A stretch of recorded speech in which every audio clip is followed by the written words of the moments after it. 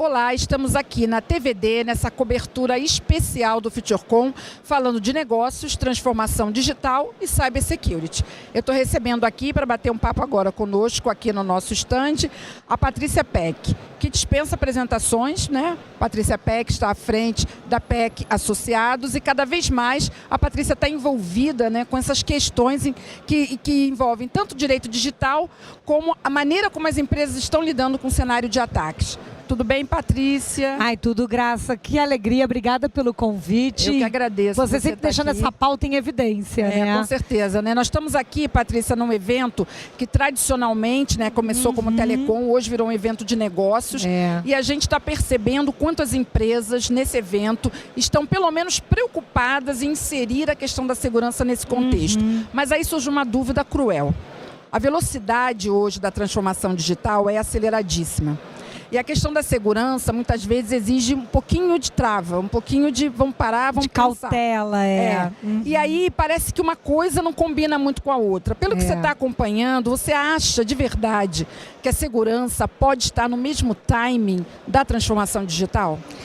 Olha, Graça, pelo que eu venho acompanhando os estudos que eu fiz esse ano, indo para a Alemanha, para os Estados Unidos, a segurança está tendo que se transformar em algo que possa vir direto de fábrica. O que eu quero dizer é que ela já tem que estar pensada na concepção do projeto, ela ainda é encarada como se fosse algo acessório, fica parecendo aquele apêndice, sabe? Que está ali um corpo estranho, seja dentro das empresas que hoje já têm a cultura maior da segurança, como acontece com os bancos, com o varejo, mas como a gente está indo para a internet das coisas, para a parte mais industrial, né, as cidades inteligentes, você passa a ter que enxergar a segurança já dentro até do componente. Então, quer dizer, na sua visão, a tendência é que ela realmente não é nem no timing, ela vai fazer parte do processo de transformação. É isso que você está acompanhando? É a única forma dela acompanhar o ritmo, né? Já está preparado dentro. Então, quando você pensa toda a parte de cidades inteligentes com a questão da energia elétrica e que os dispositivos nos postos já sejam conectados com a internet das coisas. Se ali já não tiver pensado naquele dispositivo, a camada de segurança, o padrão, você tem uma chance de atacar uma cidade por ali, gerar muitos problemas. Como isso vai em cascata, tem um efeito dominó, a gente tem que conseguir aprender com as experiências que viemos tendo até aqui, que chegamos até essa web das mídias sociais e do mobile, né? E entender que agora nessa parceria público-privada, quando você vai para essa dimensão tão grande, que é cidades e indústria, aí se não incorporar a segurança mesmo, isso até virar regulamentação específica, nós vamos aumentar muito o risco. Esse é um ponto que eu queria abordar. Quer dizer, no momento que a gente entende, então, a segurança, né, com esse nível de reposicionamento, a gente cai, então, numa questão que é a questão legal, né?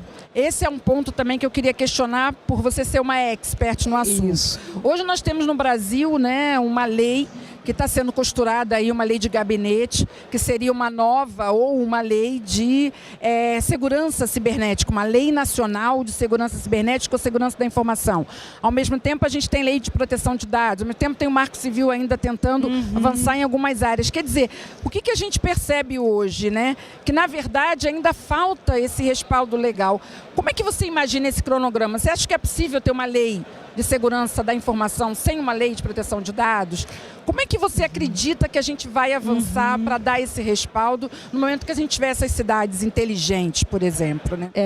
Primeiro a gente teria que ter o plano estratégico, né? Então, claro que estamos estudando esse plano nacional de IoT, né, do Brasil, que já começa a enxergar que talvez tenha que revisitar Marco Civil da internet por questões que ficaram colocadas lá, que não foram, não pensaram nisso, né? Exatamente. Porque a gente está pensando em estratégia. Então, você executar a legislação, você tem pensado qual é o plano?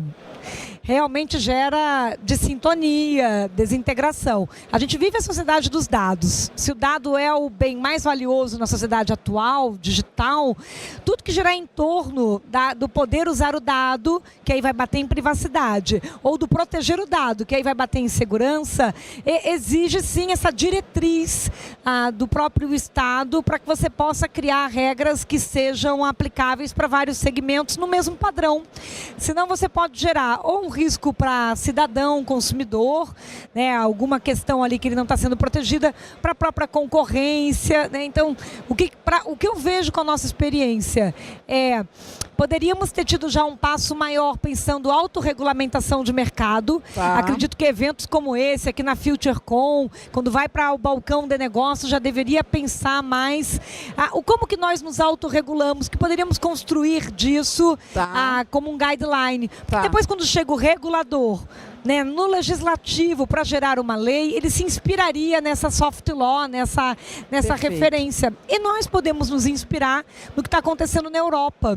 Né? Andou praticamente junto a legislação, né, a Diretriz de Proteção de Dados Pessoais, que é a GDPR, e a NIS, que é a de segurança, porque não tem como não andar dissociar junto, isso, como né? dissociar. Você falou dessa questão regulatória, né? Um dos projetos, uma das ações que estão sendo avaliadas por essa lei ou esse Conselho de Segurança Cibernética seria exatamente criar uma agência de cybersecurity, né? E aí o pessoal já se apavorou, dizendo, a agência, por exemplo, o pessoal de telecom, você que é um evento de telecom, falou, não, mas já tem a Anatel, e agora vai ter uma agência. Uma outra. Agência de cybersecurity, aí os bancos, não, mas já tem um Banco Central, e agora vai ter uma agência de cyber. Você vê realmente, e pelas experiências que você acompanha no mundo, que realmente uma agência que regulamentasse ou regulasse mais fortemente a área de cybersecurity no Brasil poderia ser um caminho aí confortável? Você acha que vai esbarrar nessas questões de outras agências e outras searas aí que atuam nesse mundo, né? Olha, a maioria dos casos em outros países, você precisa ter um interlocutor que responde por essa pauta, e esses ambientes são mistos. Ali tem cadeira sentando iniciativa pública, iniciativa privada e a sociedade civil. Então, acho que a primeira coisa que arrepia quando fala vai criar uma agência é já ter a impressão que vai ser aquela manos do Estado, totalmente público, um custo adicional para todo o mercado e mais alguém para me fiscalizar, e que eu vou ter também um custo de compliance, de cumprir com aquelas regras. Acho que a gente tinha que olhar essa estrutura toda que nós temos hoje no Brasil e pensar qual é o nosso plano estratégico de um Brasil digital sustentável. Se você olhar do que temos e conseguir criar dentro de uma composição, senta a cadeira da Anatel, senta a cadeira do Bacen, senta a cadeira das associações que representam as empresas privadas, a cadeira de quem representa a sociedade civil, que seria esse indivíduo final, você conseguiria construir quase como num consórcio, mas uma entidade à parte, para pensar poderes e como se ela relaciona com as demais. Multidisciplinar, né? Exato. Eu acho que a gente ia conseguir pegar o que temos e fazer um conselho unificado, ou seja, um consórcio. Quem é que vai liderar isso? Quem tem espaço, estrutura, verba? Quem vai liderar, né? Exato. Não se pode esperar só do Estado, do governo, essa liderança, porque talvez realmente seja complexo. E até porque hoje, pensando direitos humanos, pensando limites relacionados à própria vigilância, você precisa colocar na balança também outros interesses. Sim. Porque o interesse público é fundamental. A gente está pensando em segurança pública digital. Sim. E a gente tem que pensar assim, a gente já está querendo resolver o Brasil em nível nacional, poderíamos estar tentando criar pilotos, experiências municipalizadas. Você poderia, dentro de uma prefeitura, já pensar quem é que estaria responsável pela pauta da segurança pública digital. Perfeito. Como que ele vai articular e conversar, dialogar com as empresas daquela cidade, com a sociedade, aquela população. Aquela pequena experiência resolveria melhor.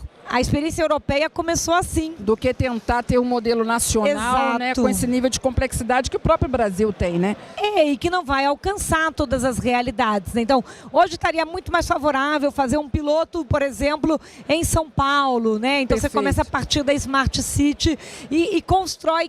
A quem caberia isso, né? Porque é um consórcio, né? É uma tendência de consórcio. É a tendência. Seria... Até porque na Europa, as entidades elas foram aglutinadas para diminuir custo. Perfeito. Evitar que seja de cada Estado nacional que participa da União Europeia e ter esse único reunido que todos conseguem dialogar. O Brasil tem um porte, um tamanho gigantesco. Então você fala, vamos resolver isso num Chile, né, é muito menor o tamanho. Exatamente. Mas para o Brasil, para essa dimensão, a gente teria que começar com essa um piloto. Diversidade que nós temos de regiões aqui, Exato. Né? Até para você poder entregar naquela estrutura local uma eficiência maior. A gente aqui acaba sempre agindo, não estimulando essa autonomia de estados e municípios, tudo levando para o federal e querendo criar mais uma entidade em nível nacional que pudesse impor a todos essas regras. Eu não acho que isso seja sustentável. Patrícia, nós estamos vendo hoje o avanço, inclusive nessa feira tem várias soluções de internet das coisas,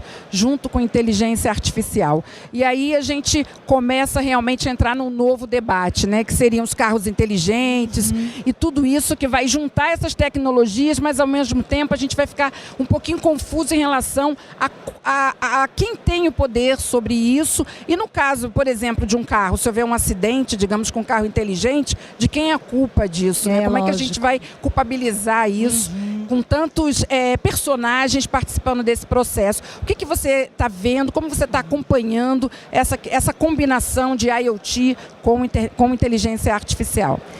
Bem, Graça, com toda certeza já é uma grande realidade, né? Nós vemos aí a discussão da responsabilidade, né? E tem um princípio do direito que a coisa perece para o dono. Então, em princípio, você iria atrás do dono, do proprietário para responsabilizar, mas pode ter acontecido um problema na máquina, aí é a responsabilidade do fabricante. Pode ter acontecido com um terceiro, um erro humano, e aí a seguradora cobre ou não cobre. E comparando com os carros mais autônomos e os carros inteligentes, a gente já vive a realidade do drone, que já está trazendo isso também para a sociedade. Né? Já está aí, e apesar de ter tido uma regulamentação que ajudou a fomentar mais o mercado de drones, nós sabemos que ainda com os itens de responsabilidade e segurança, e aonde esbarra em privacidade, em uso dos dados, precisa de melhorias. Então a gente precisa sim criar regras mais claras. Se puder passar a partir de uma autorregulamentação de mercado é o ideal. Hoje a gente está muito nos contratos, e os contratos não conseguem enxergar todos esses interesses. Né? Exato. Com certeza. Agora, o outro lado disso, que eu acho que é mais próximo nosso, é a discussão da robotização da sociedade, a perda de empregos. Sim, sim. E aí eu tenho conversado muito com clientes sobre como fazer digitalização humanizada, né? E a Europa trouxe isso. Que essa, então, é uma vertente que já está mais real. Muito real. E que já mesmo nós, escritórios de advocacia, isso, sabemos que as legal techs podem sim tirar emprego de advogado e de estagiário.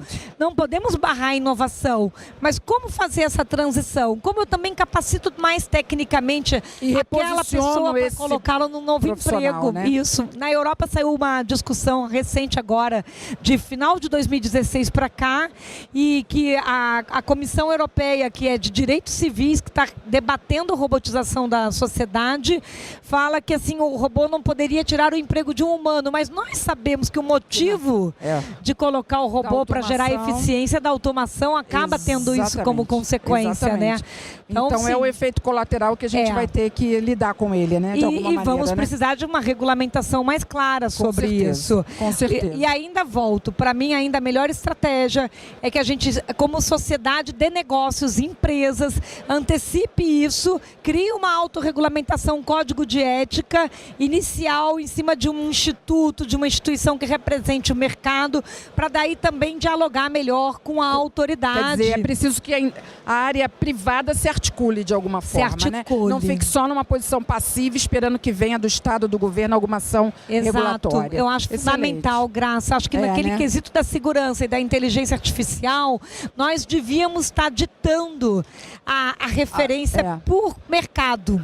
Que aí entende melhor as consequências disso tudo do que ficar passivo, esperando que venha de alguma regra mais federal a dizer isso, e às vezes na nossa experiência, às vezes não com a melhor redação. É verdade. Né? Olha o que já aconteceu, né, com o Marco Civil da Internet, decreto de comércio eletrônico, depois todo mundo fica reclamando.